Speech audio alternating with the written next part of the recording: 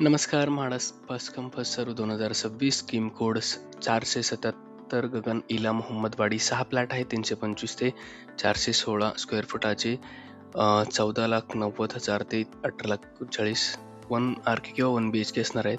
गगन इला हा प्रोजेक्ट आहे. गगन इलाची जर आपण बघितलं तर हे प्रायव्हेट प्रोजेक्ट आहे आणि हा जो बाजूला दिसतोय रोडला अटॅच हा कमर्शियल प्लस म्हाडाचा प्रोजेक्ट आहे. याचं जर आपण 3D व्ह्यू जर बघितला जो गगन विलाला आपल्याला दिसतोय तर ही जी बिल्डिंग आहे रोड साइड ही बिल्डिंग ही म्हाडा प्लस कमर्शियल, खाली कमर्शियल आहे आणि वरती म्हाडाचे फ्लॅट आहेत.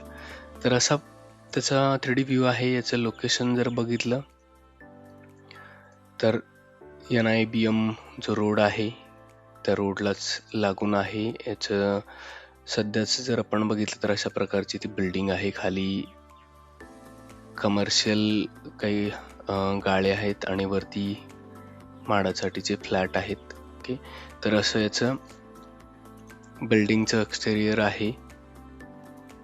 हा रोड आहे NIBM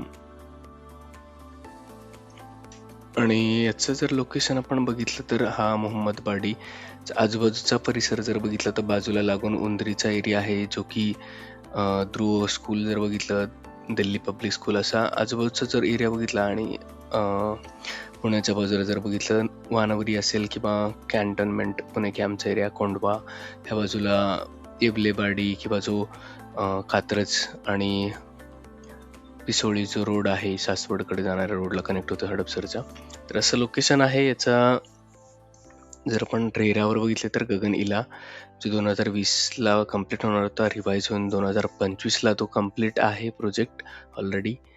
आणि या प्रोजेक्टमध्ये जर बघितलं तर काही लिटिगेशन आहे, जे ओल्ड केसेस आहे 2018-19-18च्या.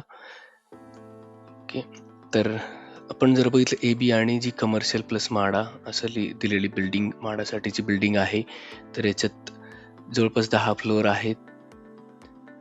त्याच्या जर आपण बघितलं तर लेआउट आणि फ्लोअर प्लॅन, तर अशा प्रकारचा लेआउट आपण जर बघितलं तर विंग सी म्हणून जी बिल्डिंग आहे ती म्हाडासाठीची बिल्डिंग आहे.